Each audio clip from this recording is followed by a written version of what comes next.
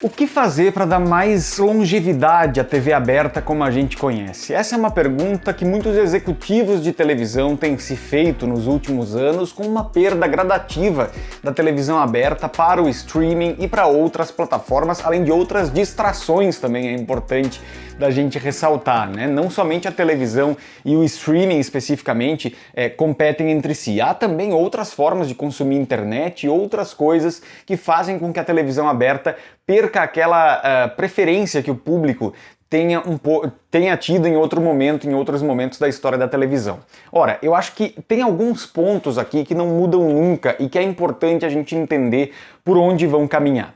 Programas de rádio, lá dos anos 20, 30, 40, com entrevistas, já existiam há 100 anos, né? No Brasil, inclusive, com o rádio, né? Hoje, a gente tem uma febre dos podcasts, dos videocasts de uma forma geral, que nada mais são do que uma atualização daquele formato, com imagem, com vídeo, uma nova linguagem, mas o formato entrevista, seja mais descontraída, seja um pouco mais séria, existe até hoje em formatos diferentes. O podcast, quando estourou, foi uma releitura do programa de rádio de outros tempos, né? Com a possibilidade de você fazer outra coisa enquanto estava ouvindo aquilo ali.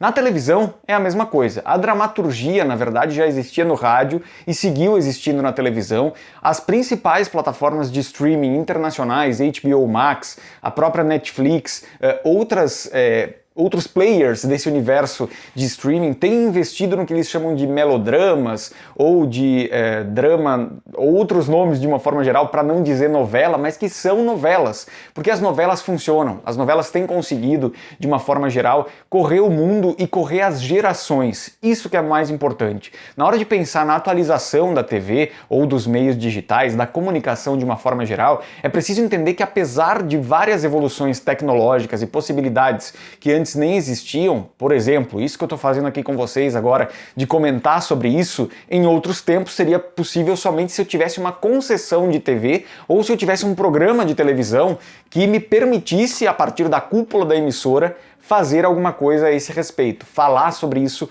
abertamente. Hoje já não é mais necessário, mas editoriais como esse, ou opiniões como essa, sempre foram compartilhadas de formas diferentes. Então isso é muito importante de se observar. A dramaturgia, como eu vinha falando antes, é algo que existe desde que a televisão começou no Brasil e hoje os players internacionais de streaming que vêm para o Brasil também tentam buscar esse estilo, né? Tentam buscar essa estrutura seriada. As séries produzidas no Brasil para o streaming também têm, de certa forma, cara de novela. Isso é importante também de ressaltar, porque é mais uma vez uma comprovação de que o formato sempre existiu, ele só vai sendo atualizado. Os programas de auditório talvez tenham algumas alterações que precisem passar. Não vão ser os programas de auditório dos anos 90, mas sempre haverá público para grandes shows, para conseguir fazer um produto popular e ao mesmo tempo relevante, ao mesmo tempo que agrade diversos públicos. E isso eu acho que está mais na simplicidade do que, de fato, num sistema, numa forma de fazer que seja rebuscada demais. O Domingão com Hulk, para mim, é um excelente exemplo de alguém que conseguiu acertar essa linguagem. No começo, o Luciano Huck tentou importar muita coisa do Caldeirão para o Domingão, algumas coisas deram certo, outras não deram tanto, e aí ele começa a trazer uma movimentação para dentro do programa que lembra muito o que o Silvio Santos fazia nos anos 80 e 90, inclusive trazendo para dentro do programa em si uma bancada de participantes, de comentaristas, como se fossem os jurados do show de calouros antigo do Silvio Santos, para opinar. Lívia Andrade trabalhou com o Silvio Santos por mais de 10 anos. Dona Déia Lúcia tem aquela coisa meio Aracide Almeida e com uma outra coisa engraçada junto. Ela parece... Dona Déia tem uma energia Pedro de Lara e Aracide Almeida ao mesmo tempo, assim, engraçados e críticos e sincerões, né? Então eu acho que tem vários elementos que a gente percebe que são reciclados, reinventados na sequência de determinados produtos e que fazem com que a televisão tenha a possibilidade de ser muito longeva também. Outra coisa que me vem muito à mente é a possibilidade que existe de criar programas extremamente regionais, mas desse formato. Formato de auditório, por exemplo, na TV Diário lá do Nordeste fez muito sucesso no Brasil inteiro nos anos 2000 e hoje em dia eu acho que poderia ser, vem fazendo sucesso pelo menos naquele meio ali, nesses estados especificamente, é algo muito presente e que segue funcionando bem porque fala a linguagem daquela região, daquela cultura especificamente. Então isso é importante também, distribuir pelo Brasil. Como eu tenho falado ultimamente, eu imagino que a televisão do futuro vai ser o rádio da atualidade, né? O rádio na atualidade, quando consegue expandir para o Brasil inteiro, se torna uma potência. A internet está aí e talvez o rádio tenha sido a possibilidade, o meio que mais conseguiu aproveitar a internet a seu favor. Já no caso de rádios comunitárias, rádios locais, elas têm uma audiência cativa e importante porque falam temas especificamente daquele local. E isso pode ser o futuro da televisão no Brasil também, acredito eu.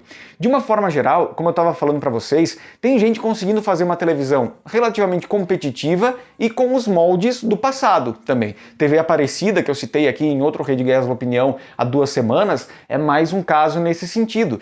Tem trazido ali programas sertanejos identificados com a região do interior de São Paulo e com o interior do Brasil, de uma forma geral. Então consegue chegar nesses públicos. Pensar a televisão de uma forma um pouco mais segmentada, ao mesmo tempo em que você tem um pensamento de que todos os públicos possam consumir aquele produto ali, talvez seja o pensamento do futuro. Ou seja, nem todo mundo vai consumir aquilo ali, né? Só que, ao mesmo tempo que eu segmento, eu preciso tornar isso acessível a todos e comunicadores habilidosos são quem vai conseguir fazer isso da melhor forma possível. Os comunicadores, hoje, de uma forma geral, precisam ser multifacetados para conseguir alcançar tanto camadas mais populares quanto camadas mais elitistas e que precisem de linguagens diferentes, mas encontrar essa linguagem do meio e conseguir comunicar com todo mundo ainda é uma habilidade importante para todo mundo que faz comunicação, inclusive para o futuro da TV aberta. E você, qual a sua sugestão para que a TV aberta tenha uma longevidade maior do que muita gente vem pregando? Vai ter, mas acho que vai precisar passar por transformações importantes. Talvez menos estrutura e mais criatividade seja a grande sacada para o futuro da televisão. Coloca aqui embaixo nos comentários a sua opinião e a gente volta na semana que vem com mais Rede Gesla Opinião. Até lá!